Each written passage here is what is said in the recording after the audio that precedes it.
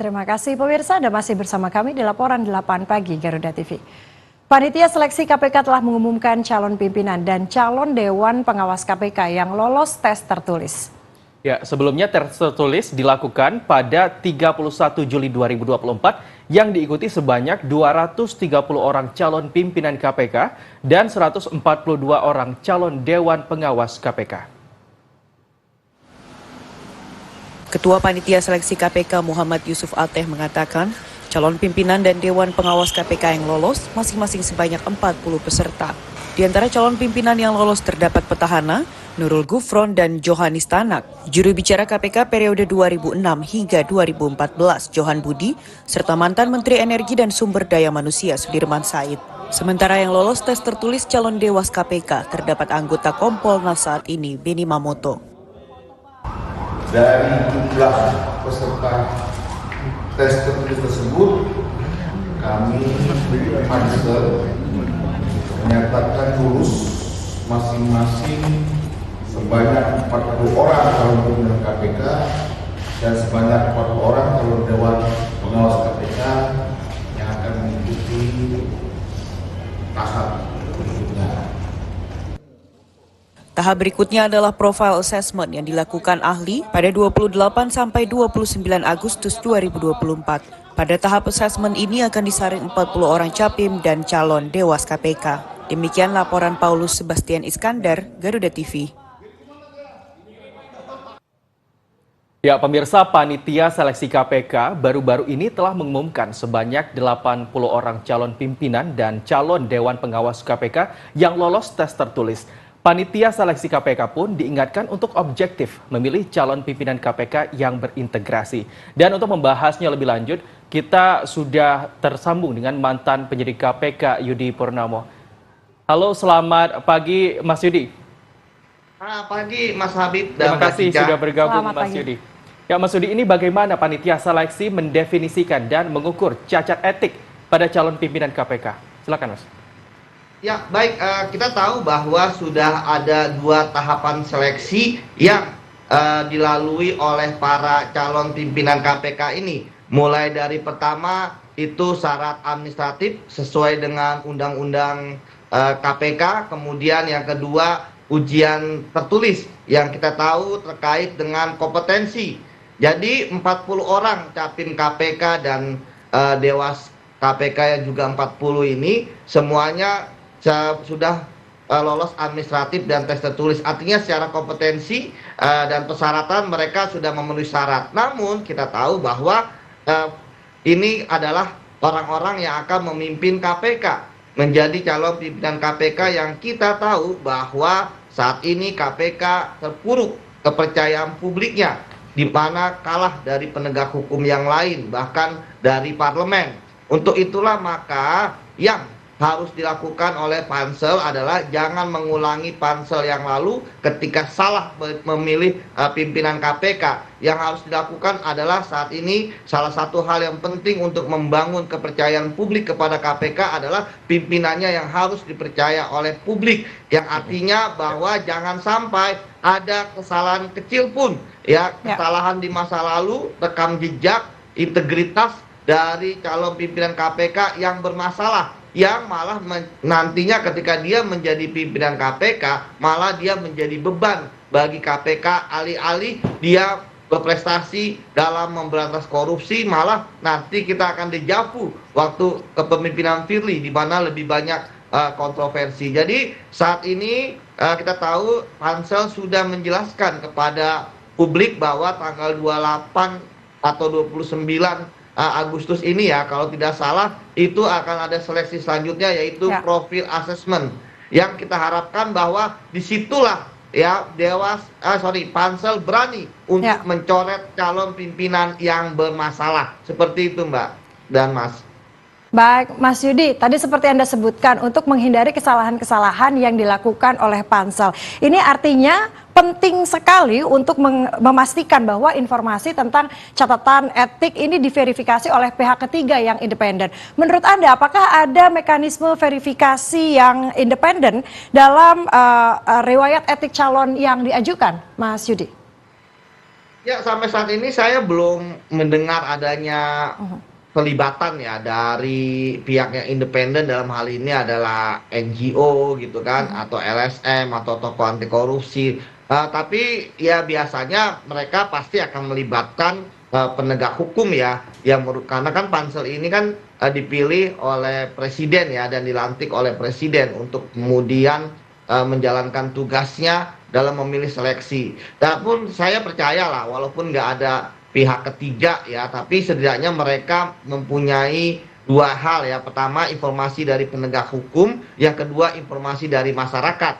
Yang saya lihat itu mereka sudah ini ya, menyebarkan ya kemana harus melaporkan. Namun sebenarnya Mbak, yang paling penting adalah bagaimana terhadap pelaporan tersebut ya, sekecil apapun itu harus diseriusi oleh mereka. Jangan sampai nanti ya pansel ini ya kemudian terhadap informasi-informasi tersebut bersifat permisif ya. Wah, ini belum bisa dibuktikan, ini buktinya lemah. Jangan sampai seperti itu. Kita tahu bahwa pengalaman yang lalu bagaimana ketika salah satu capim yang melanggar etik, kemudian banyak demo dan sebagainya, malah kemudian melenggang ke 10 besar. Ini kan yang menurut saya menjadi PR bagi Dewas kali ini. Jadi pansel kali ini. Jadi pansel itu ya itu harus benar-benar menyoroti atau kemudian serius terhadap pelaporan dari manapun, baik penegak hukum maupun kemudian dari masyarakat. Jangan sampai mereka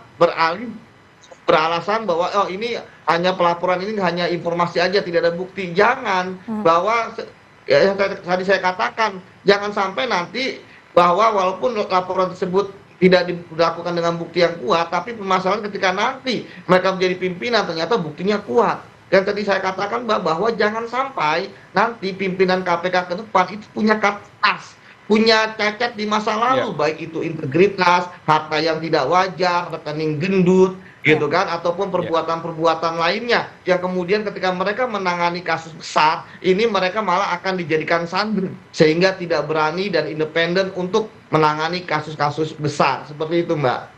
Ya, Mas Yudi, tadi Anda juga menyebutkan bahwa panitia seleksi juga melibatkan masyarakat terkait dengan informasi cacat etik dari calon pimpinan dan juga calon dewan pengawas. Lalu bagaimana agar informasi ini valid? Bagaimana proses panitia seleksi dalam mengidentifikasi dan juga menyelidiki laporan atau tuduhan cacat etik terhadap calon pimpinan ataupun calon dewan pengawas KPK? Ya, pertanyaan yang bagus, Mas ya, yang harus kita kemudian tanyakan kepada pansel juga bagaimana proses mereka melakukan verifikasinya. Kalau dari saya, usul saya adalah ketika ada informasi terkait dengan adanya dugaan pelanggaran etik dari salah satu calon pimpinan KPK, maka pansel harus jemput bola ke instansi mana dia berasal. Apakah kemudian dari internal KPK, apakah penegak hukum, ataupun dari kementerian, ataupun dari kampus gitu kan, untuk mencari tahu bagaimana duduk perkara sebenarnya dia dilaporkan. Tentu dengan tadi kode etik, jangan sampai yang melaporkan disampaikan kepada publik ataupun bocor ya, bahwa saat ini yang paling penting juga mengamankan sumber. Jadi sekali lagi bahwa ketika ada informasi seperti itu maka pansel harus proaktif ya untuk mencari tahu mengenai duduk perkara dari laporan masyarakat seperti itu, Mas, supaya mereka bisa mengambil keputusan. Walaupun memang belum ada putusan, tetapi setidaknya itu sudah bisa menjadi gambaran mereka untuk mencoret. Apalagi kita tahu profil assessment ini sangat penting. Di sinilah nanti kita akan melihat apakah pansel akan berani mencoret capim yang bermasalah. Kalau tidak berani, maka bisa jadi akan ada prasangka-prasangka bahwa pansel ternyata tidak independen dan lain sebagainya. Seperti itu, Mas Habib. Ya, Mas Yudi. Kemudian sejauh mana riwayat kinerja dan integritas calon menjadi faktor penentu dalam seleksi dibandingkan dengan latar belakang hukum atau sekedar administratif? Ya, kita sudah punya banyak pengalaman dari pimpinan KPK sebelumnya ya. Sudah lolos administrasi, sudah lolos kompetensi, pintar gitu kan, cerdas, pengalaman puluhan tahun di bidang penegak hukum, tapi ternyata integritasnya buruk ya. Karena kita tahu bahwa misalnya seperti kasus perkaranya Lili Pintauli, ya itu kan terkait hanya dengan tiket Mandalika gitu kan, menonton. Saya pikir harusnya pimpinan KPK udah selesai lah dengan kayak begitu-begitu gitu kan, ataupun kemudian kait dengan bermain perkara dalam Wali Kota Tanjung Balai ataupun Firly yang dari awal bermain bulu tangkis, dari situlah kemudian masuk dia menjadi tersangka kasus korupsi dugaan menerima gratifikasi dan pemerasan. Jadi itu Mbak, jadi pintar itu bukan sekedar, jadi pimpinan KPK bukan hanya sekedar butuh orang pintar, butuh orang cerdas, tetapi orang yang punya integritas dan pantas di situ, karena pimpinan KPK harusnya adalah orang yang sudah selesai dengan dirinya sendiri. Seperti itu Mbak Cica. Ya, Mas Yudi, ini saya melihat panitia seleksi ini memiliki tanggung jawab yang sangat berat sekali, dan apakah nanti akan ada sesuatu yang membuat panitia seleksi ini menyalahgunakan wewenangnya? Ini pertanyaan saya, bagaimana sebenarnya panitia seleksi menjaga agar proses penilaian cacat etik ini tidak digunakan sebagai alat untuk mendiskreditkan calon tertentu secara politik, Mas? Mas, jadi memang bisa juga, ini kan pisau bermata dua.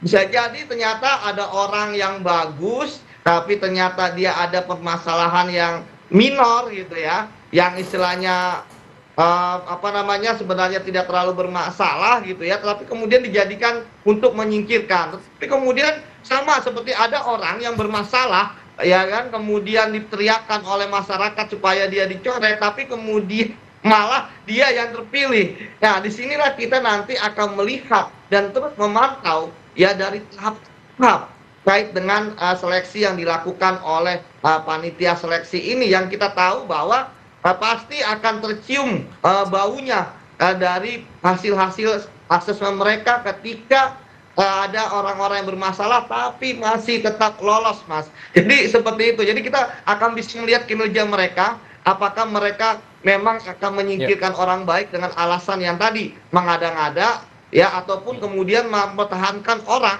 yang rekam jejaknya buruk, tapi kemudian karena independensinya dilakukan pansel akhirnya malah dipilih orang-orang seperti itu. Jadi kita akan lihat nih Mas di profil assessment, disitulah pertaruhan ya reputasi para panitia seleksi yang sebenarnya kita tahu mereka adalah orang-orang hebat. Mereka terdiri dari akademisi, terdiri dari ahli hukum, ketua lembaga negara, PPATK, BPKP, yang kita harapkan bahwa mereka jangan sampai menggadaikan marah mereka untuk memilih capim yang tidak benar, bahwa sebenarnya ini adalah beban bagi mereka untuk bisa memilih, karena yang dipilih adalah pimpinan KPK yang bukan sekedar lembaga negara tapi pemimpin dalam pergerakan pemberantasan korupsi di negara kita yang saat ini korupsi masih merajalela. Begitu Mas Habib. Baik, terima kasih Mas Yudi Purnomo atas waktunya untuk dialog pada pagi hari ini. Semoga nantinya pansel ini bisa memilih calon pimpinan KPK dan juga Dewan Pengawas KPK yang berintegritas tinggi. Terima kasih atas waktunya. Selamat beraktivitas Mas Yudi. Terima kasih.